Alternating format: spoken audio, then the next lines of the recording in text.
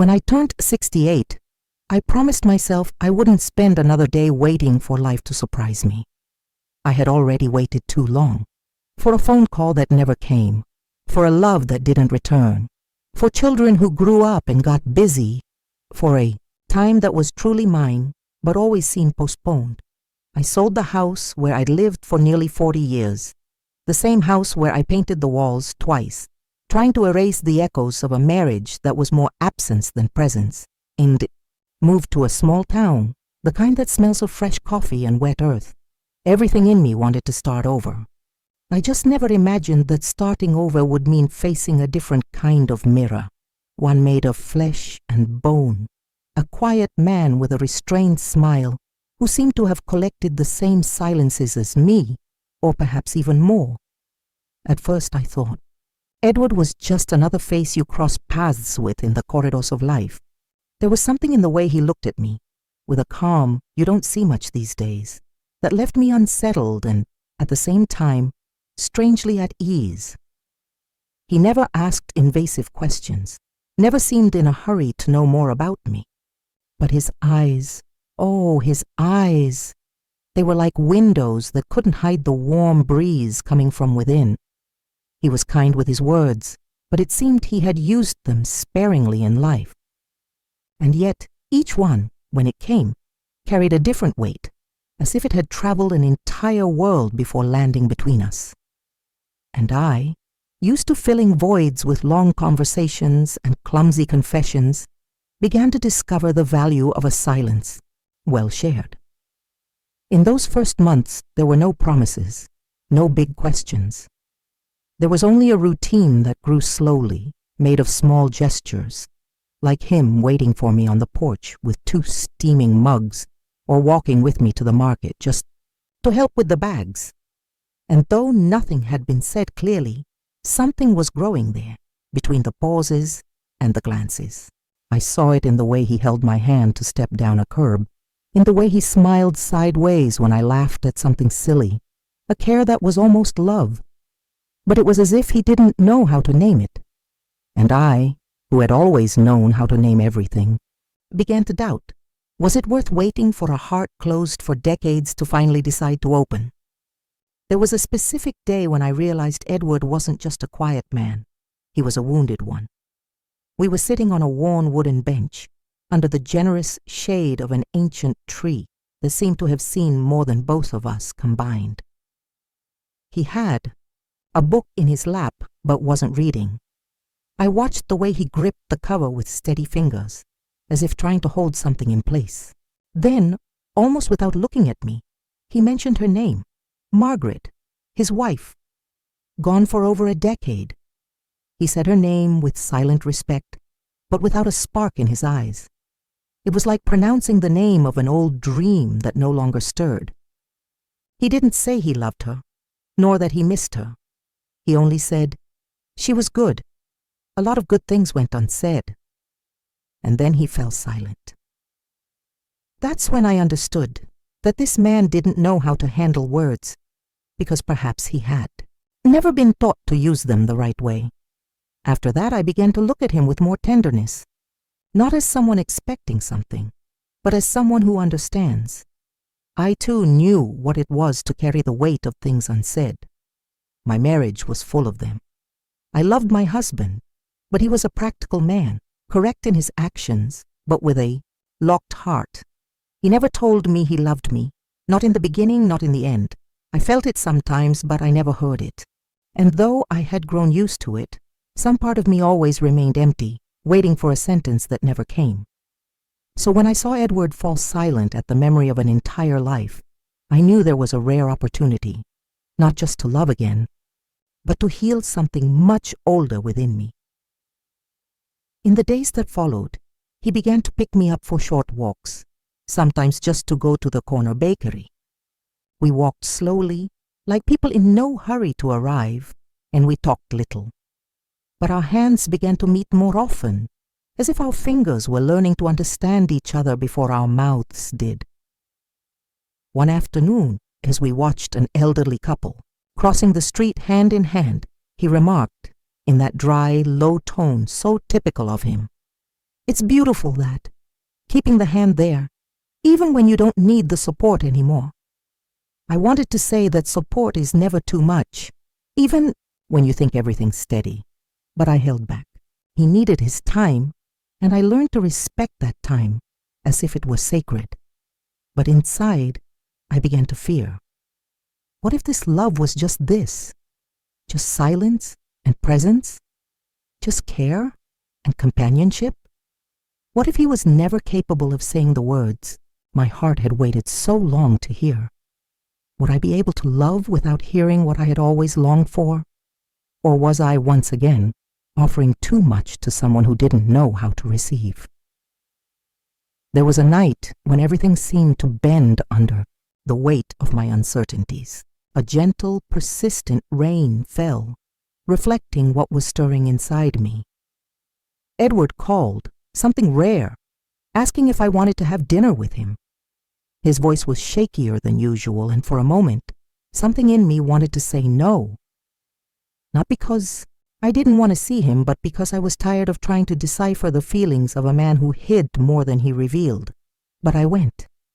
Part of me still believed something was waiting to bloom, and maybe that was the night it would happen. This dinner was simple, like everything about him. He had made a stew, the kind passed down from mothers, and served it with cheap but well-chosen wine. We talked little, laughed even less than usual. I sensed something stuck in his throat, but it wouldn't come. At the end of the night, I said goodbye at the door. He held my hand with a care that undid me, not with desire or impulse, but with the need to not let me go yet. Then he said, "I feel good when you're here." Coming from anyone else, it would have been almost nothing, but from Edward, it was almost everything, almost.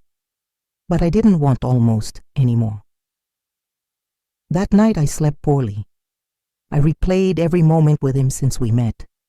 Every walk, every gesture, every silence. I tried to convince myself that it was love even without words. But my heart, which had learned to be patient for so many years, began to grow restless. I wanted to hear it. For the first time in my life, I wanted to hear it. Not out of neediness or drama, but because I deserved it. Because after so many years of silencing my desires, I finally knew what I wanted. And I wanted it said, claimed, exposed. I was tired of deciphering, tired of understanding. Love for me now needed to be a verb, not just a gesture. In the days that followed, I began to pull back slowly. It wasn't revenge or pride. It was protection. And maybe an unconscious test. I wanted to see if my absence hurt him, if my absence was greater than his fear. And that's when, exactly then, life began to move its pieces in unexpected ways. It was strange how he noticed my absence before it was even complete. I didn't stop answering him. I wasn't rude. I didn't vanish all at once. I just began to retreat. A weekly walk became bi-weekly. A coffee he prepared with such care went unscheduled. My responses, once full of enthusiasm and detail, became punctual, gentle, but distant. And Edward, the man who always seemed so unshakable, began to falter. Once, seeing me from afar at the market and realizing I hadn't seen him, or pretended not to, he waited until I finished my shopping and appeared on the sidewalk across the street, as if wanting to ask something but not knowing how. He just nodded, gave a faint smile, and left.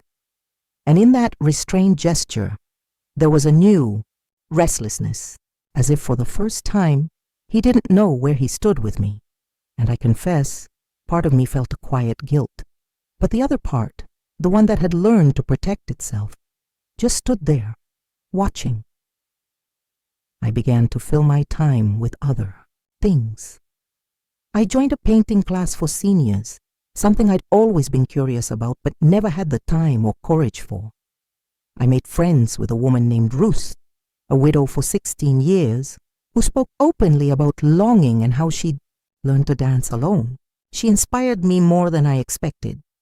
I began to walk with my head higher, laugh louder, wear colorful clothes that had been forgotten in the back of my closet for years. Not because I wanted to provoke Edward, but because I rediscovered that there was life in me, and it shouldn't depend on a man's silence anymore. But of course, it hurt. I missed him in the most unexpected moments. When I saw a rare bird land in the garden, when I found a worn book in a second-hand shop and remembered the way he handled pages. I even missed his silence, that silence full of presence which only he knew how to create, but I resisted. Because love, if it doesn't manifest, fades. And I didn't want to nurture something that lived only in timid gestures and unspoken promises anymore.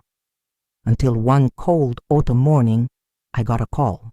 Ruth was with me, picking out paints at a downtown shop, when I saw his name on the screen. My heart tightened. It was a time he never called. I answered with a voice steadier than I felt inside, and that's when he said, without preamble, with an urgency he'd never shown before, "Can you come over, please?" It was those two words, "please," that broke me. There was something different in them, something in his voice I'd never heard. Fear, perhaps, or longing, or maybe love finally trying to speak. I went. Without overthinking, without putting on makeup, without picking the right blouse, I just went. My heart was pounding as if I were stepping into unknown territory, which was ironic, considering how much I already knew Edward, or thought I knew. When I arrived, he was sitting in the rocking chair, the same one where we'd shared so many silences. But that morning, he wasn't rocking. He was still. His eyes, fixed on me from the moment I parked the car, had a shine that disarmed me. He looked smaller, more vulnerable, and for a second, I saw a man who had aged weeks in just days. "Come in," he said, his voice steady, but with a subtle crack, like old porcelain about to chip. I came in, I sat, and I waited. I knew he had something to say, but I wouldn't press him. I'd learned that some words need to dig deep before surfacing, and at that moment, he was digging within himself. "Grace," he began, hands clasped over his knees. "I'm not good at this. You know that. I spent my whole life not knowing how to say what I felt. Not to my wife, not to my kids, not even to myself sometimes. And I thought you'd understand. I thought you didn't. Need to hear it, that what I did was enough." I stayed silent. He went on. "But when you started pulling away, when I saw you learning to be happy without me, I realized I had to change. Because this time, if I didn't speak, if I didn't say it for real, I'd lose. Those words, I'd lose, hit me with the weight of everything I'd ever felt but never said. It was him, finally, seeing himself as someone who could lose, who had something or someone to lose. And coming from him, that was more than a confession. It was a plea. I don't know how to say it beautifully or correctly. But what I know is that since you came into my life, everything's been different. And it's not just companionship, Grace. It's more. It's the kind of more I didn't know how to name for a lifetime. But now I know. And if I have to say it with a shaky voice, sweaty hands, looking at the floor, or stuttering, then I'll say it. The silence between us lasted a few seconds. He took a deep breath, looked into my eyes for the first time since I'd arrived, and said, "I love you, Grace." 4 words. 4. After 70 years of silences, denials, and fears disguised as coldness, he finally said it. And there was nothing overly romantic about the way he said it. Nothing poetic. It was raw, real, true. And in that moment, it was everything. For a moment, I couldn't move. His words still hung in the air, as if time had paused so I could savor them fully. "I love you, Grace." I never thought hearing that from Edward's mouth would make me cry, but I cried.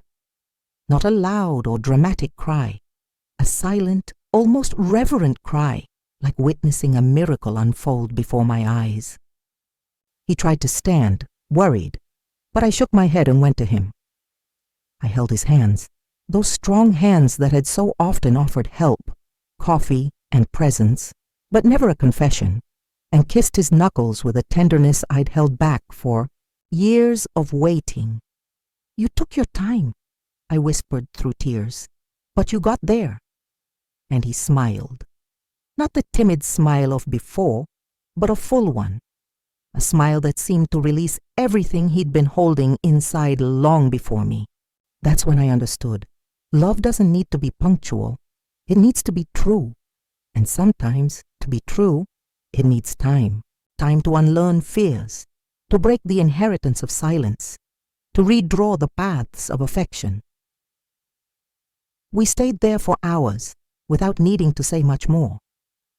There was a new calm between us, as if what had always existed had finally found a voice. I knew he still wouldn't be the kind of man to say "I love you" every day, but I also knew that now he knew how.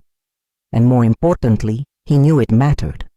That gesture, that late surrender, was the greatest proof of love he could give me. In the days that followed, he changed in subtle but noticeable ways. He began to say my name with more softness, to look at me longer, to touch me not just with his hand, but with his soul. I felt him fully. And in me, something was changing too. A peace, a gratitude, a different tenderness. It was as if at last I had been chosen, not just as a companion, but as a woman, as a love. In the months that followed, I discovered that loving at 70 is different from anything I'd ever experienced.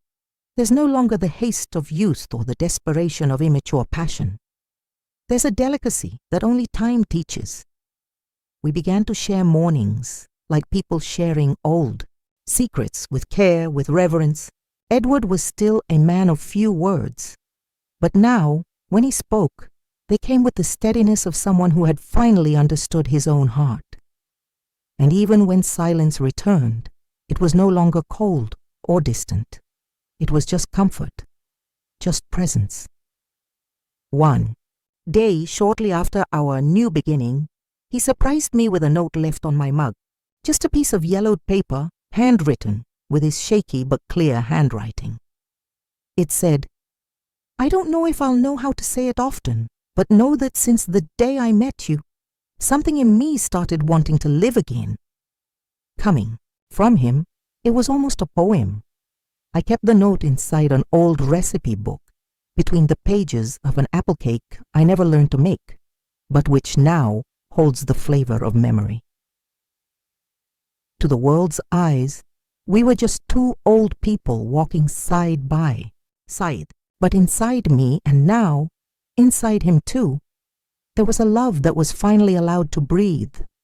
Not the idealized love of fairy tales, but the kind that comes after all the pain, after the losses, after the silences.